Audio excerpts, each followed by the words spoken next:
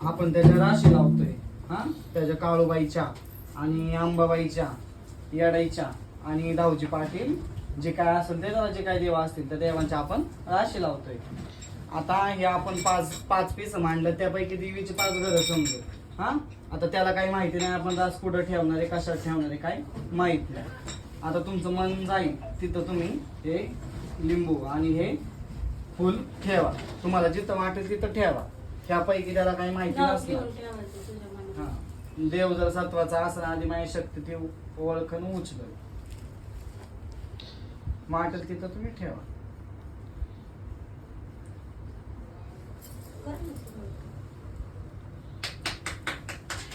बरं ठीक आहे.